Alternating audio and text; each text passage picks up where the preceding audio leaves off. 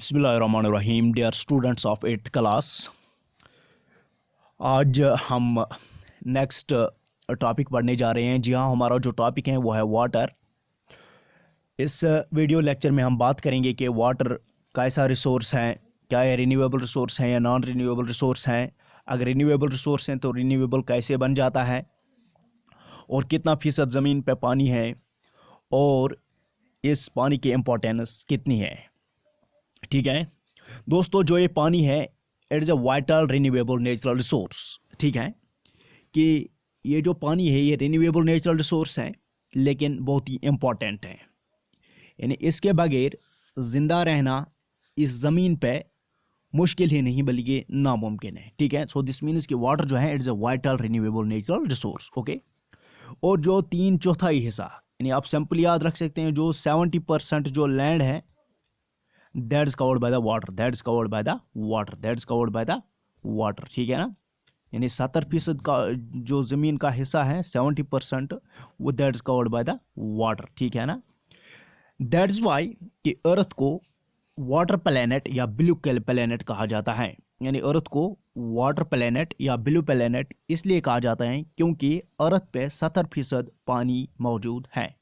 ठीक है ना दोस्तों, ये जो पानी है ये हमें मुख्तलिफ वाटर बॉडीज से देखने को मिलता है, जैसे ओशंस हो, जैसे स्प्रिंग्स हो, पॉन्ड्स हो, वेल हो, एट्सेट्रा एट्सेट्रा। ठीक है ना, और यही वो पानी है जिसकी वजह से, जिसकी बदौलत इंसान ज़िंदा है या बाकी जो लिविंग ऑर्गेनिजम्स हो वो ज़िंदा है। ठीक है ना, सो दिस मीन्स कि वाटर जो है it's a very vital renewable natural resource. Okay, यानी कोई इनकार नहीं कर सकता है कि पानी के बगैर ज़िंदा रहना मुमकिन है। ठीक है, सो दिस मीन्स कि जो पानी है ये सपोर्ट करता है प्लांट लाइफ और एनिमल लाइफ को। ठीक है ना दोस्तों, ये पानी हमें मुख्तलिफ वाटर बॉडीज़ में देखने को मिल रहा है, जैसे कि ओशंस हैं, रिवर्स हैं, स्ट्रीम्स हैं, स्प्रिंग्स हैं, एट्सेट्रा। और जो ओशन वाटर होता है, जो कि बड़े बड़े समुद्रों में पानी होता है, वो सैलाइन होता है। दोस्तों यहाँ पे टर्म आई सैलाइन। सैलाइन का माने होगा कि ये सॉलिटी होता है, यानी ये नमकीला पानी होता है। ठीक है ना, ये आप याद रख सकते हैं कि नमकीन पानी होता है। किस जगह पे? ओशंस में जो पानी होता है वो सैलाइन होता है, यानी वो नमकीन पानी होता है और वो फिट नहीं होता है, यानी ह्यूमन कंजप्शन के लिए फिट नहीं होता है। इसका माने क्या होगा? इसका माने हो गया ये कि इंसान इस पानी को, इस ओशन वाटर को इस्तेमाल नहीं कर सकता है। ठीक है ना, तो फ्रेश वाटर जो है, फ्रेश वाटर ह्यूमंस के लिए या बाकी लिविंग ऑर्गेनिजम्स के लिए, खासकर ह्यूमंस के लिए नहायत इम्पॉर्टेंट है। अगर 70% जो लैंड है, 70% जो अर्थ की सरफेस है that is covered by the water, that is covered by the water, यानी 70% जो लैंड है that is covered by the water as I already told you. लेकिन उस 70% हिस्से में से, उस 70% पानी में से सिर्फ 2.7 यानी 2.5% फ्रेश वाटर है, यानी 70% आब मंज सिर्फ 2.7% फ्रेश वाटर। ठीक है ना, और दोस्तों जो ये फ्रेश वाटर हैं ये हमें देखने को मिलता है आइस शीट्स यानी ग्लेशियर से। ठीक है ना, एट्स और जो माउंटेनियस रीजन्स होते हैं, ठीक है ना, बड़े बड़े पहाड़ होते हैं, उनमें से हमें ये पानी फ्रेश वाटर देखने को मिलता है। ठीक है ना दोस्तों, ये जो फ्रेश वाटर हैं it is available only 1% for the human use, it's only 1% available for the human use, यानी इंसानों के लिए सिर्फ 1% फ्रेश वाटर पानी दस्तयाब है। ठीक है ना, सो दिस मीन्स कि फ्रेश वाटर जो है ये मोस्ट इम्पॉर्टेंट सब्सटेंस माना जाता है ऑन द अर्थ, यानी फ्रेश वाटर जो है it is there for the most precious substance on the earth. ठीक है ना, जो पानी है, जो पानी है इसके बगैर जिंदा रहना मुमकिन ही नहीं, मैंने कहा ऑलरेडी, मुश्किल ही नहीं बल्कि नामुमकिन है। ठीक है ना, जो ये वाटर है ये रिन्यूएबल नेचुरल रिसोर्स है, ये रिन्यूएबल नेचुरल रिसोर्स हैं। कैसे रिन्यूएबल नेचुरल रिसोर्स हैं पहले मैं आपको बताऊंगा कि रिन्यूएबल कैसे ये बन जाता है। ठीक है ना, पहले बात करते हैं फॉर एग्जांपल जो हमारे दरिया है, let it be an ocean, let be an ocean, और इसमें पानी है, इसमें पानी है, ठीक है ना। और यहाँ पे आपकी सनलाइट है, क्या है, सनलाइट, ठीक है। और ये सनलाइट की जो किरणें होती हैं वो इसी में चली जाती हैं, वो इसी वाटर बॉडी में चली जाती हैं, ठीक है ना। It receives heat rays, heat rays की वजह से क्या हो जाता है, ये जो एक बार फिर मैं आपको समझाने की कोशिश करूंगा। यहाँ पे आप देख सकते हैं, let it be our water body, ये हमारी वाटर बॉडी है, और ये यहाँ पे आफ्ताब है, क्या है, यानी सन है। और इस आफ्ताब से इंफ्रारेड रेज निकलती हैं, ठीक है ना, इन्हें जिनको हम हीट रेज कहते हैं, ठीक है ना। और वो इसी पानी में चले जाते हैं, इसी वाटर बॉडी में चले जाते हैं, यानी अर्थ की सरफेस पे पानी मौजूद है। तो जो ही ये रेज पानी पे चले जाते हैं, ठीक है, तो ये क्या होता है, तो ये एवापरेट होना शुरू हो जाता है, यानी इट स्टार्ट्स एवापोरेशन, एवापरेट होना स्टार्ट हो जाता है। कौन, ये पानी, जिस पानी पे आफ्ताब की रोशनी पड़ जाती है, आफ्ताब की गर्मी पड़ जाती है, ये it starts evaporation, it starts evaporation. Evaporation के बाद क्या होता है कि ये जो पानी होता है, ठीक है ना, ये जो पानी होता है एवापोरेशन होने के बाद ये सीधे चला जाता है एटमॉस्फेयर में। कहाँ चला जाता है, एटमॉस्फेयर में, एटमॉस्फेयर में चला गया, ठीक है ना। जो ये एटमॉस्फेयर में चला गया, जो ये एटमॉस्फेयर है, जो ये एटमॉस्फेयर है, इसके बहुत सारे लेयर्स हैं, इस तरह से आपका एटमॉस्फेयर है, ठीक है ना, ठीक है ना। तो इसमें एक पॉइंट ऐसा आता है जहाँ पे पानी, जहाँ पे टेम्परेचर जो है वो वेरी लो होता है, क्या होता है, वेरी लो, ठीक है ना। और जो पानी एवापरेट होकर सीधे एटमॉस्फेयर में चला जाता है, ठीक है ना, तो वो यहाँ पे क्या होता है, उसकी कंडेंसेशन हो जाती है, क्या हो जाती है, कंडेंसेशन, यानी जो ये गैसियस फॉर्म होती है, गैस जो होता है एवापरेशन का, वो लिक्विड में ट्रांसफर हो जाता है, किस में हो जाता है, लिक्विड में ट्रांसफर हो जाता है, ठीक है ना। सो दिस मीन्स उसके बाद क्या होता है, जो ही लिक्विड, ये जो छोटी छोटे ड्रॉपलेट्स जो हैं ये आपस में ज्वाइंट करते हैं, ठीक है ना, अल्टीमेटली रेनफॉल हो जाता है, अल्टीमेटली रेनफॉल हो जाता है। इसी तरह से जो ये प्रोसेस है, एवापरेशन, कंडेंसेशन, प्रेसिपिटेशन, ठीक है ना। प्रेसिपिटेशन किसको कहते हैं, जब पानी बरसती है या स्नोफॉल हो जाता है, उसको हम प्रेसिपिटेशन कहते हैं, ठीक है ना। और ये पानी यहाँ पे आपको देख रहा है, ठीक है ना, ये जो है ये बारिश बरस रही है, यानी रूज पे वहाँ, ठीक है ना। और उसके बाद फिर से यहाँ पे आफ्ताब की रोशनी पड़ जाती है इसी पानी पे, और फिर से ये ऑपरेट हो जाता है, फिर से ये यहाँ पे कंडेंस हो जाता है, और फिर से यहाँ पे पानी बह जाता है, ठीक है ना, फिर से यहाँ पे बारिश बरसती है।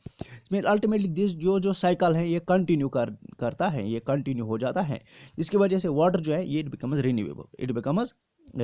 और इस पूरे प्रोसेस को, यानी पहले यहाँ पे पानी था, उसके बाद ये इवापरेट हो गया due to the sun rays, due to the sun's heat, ठीक है ना। उसके बाद ये एटमॉस्फेयर में चला गया, ठीक है ना, और यहाँ पे इसका कंडेंसेशन हो गया, और यहाँ पे ये फिर वापस चला जाता है in the form of rainfall और स्नोफॉल, ठीक है ना। और इस प्रोसेस को हम वाटर साइकिल नाम देते हैं, ठीक है ना। वाटर साइकिल आ गया समझ, यस, ओके। दोस्तों जो ये पानी है इसको हम मुख्तलिफ कामों के लिए इस्तेमाल करते हैं, जैसे कि अगर हमें फूड ग्रो करना होगा उसके लिए भी पानी ज़रूरत है, कैश क्रॉप्स उगाने होंगे तो ज़रूरत है, ठीक है ना। सो दिस मीन्स पानी जो है it's a basic need for the survival of the life, ठीक है ना। एक जानिब से इंसान अगर इस पानी को इस्तेमाल करता रहा, ठीक है ना, लेकिन दूसरी जानिब से इसने इस पानी को गंदा किया, ठीक है ना। जैसे कि ये अर्बनाइजेशन का माने हो गया कि बड़े बड़े टाउन्स बनते गए, बड़े बड़े कस्बे बनते गए, ठीक है ना, फैक्ट्रीज बनी, इंडस्ट्रीज बनी, एट्सेट्रा। और जो वो इंडस्ट्रीज से जो मवादा निकलता है, ठीक है ना, उसकी वजह से वो वाटर पोल्यूशन हो जाता है, ठीक है ना। तो वाटर पोल्यूशन हम किसको कहेंगे कि ये जो पानी है, फॉर एग्जाम्पल यहाँ पे हमारे पास एक स्ट्रीम है, ठीक है ना, late it B, I will show you. यहाँ पे एक नदी बह रही है, यहाँ पे एक नदी बह रही है और इसमें पानी है, इसमें again I will show you. यहाँ पे एक नदी है, ठीक है ना, और इसमें पानी बह रहा है, ठीक है ना, इस पे पानी बह रहा है। और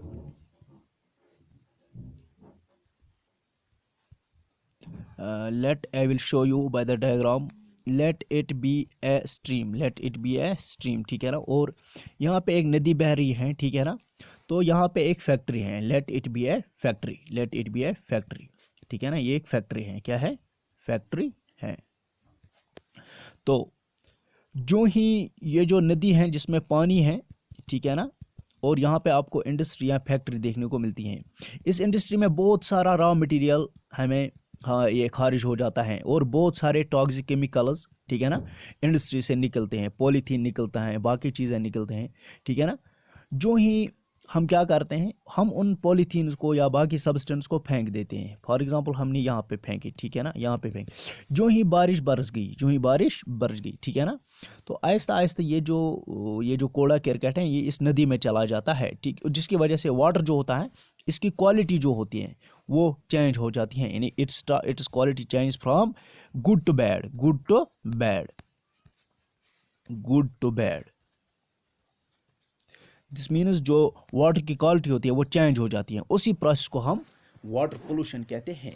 तो हमें क्या करना चाहिए, हमें वाटर को बचाना चाहिए, हमें पानी को बचाना चाहिए। एक बार फिर मैं आपके लिए रिपीट करता हूँ कि हमने आज का जो टॉपिक था वो था वाटर, ठीक है ना। मैंने कहा कि वाटर जो है एक रिन्यूएबल रिसोर्स है। मैंने आपको समझाया कि रिन्यूएबल रिसोर्स कैसा है, कैसे है, जैसे कि वाटर साइकिल हो जाता है, जिसकी वजह से वाटर जो है ये रिन्यूएबल रिसोर्स बन जाता है, ठीक है ना।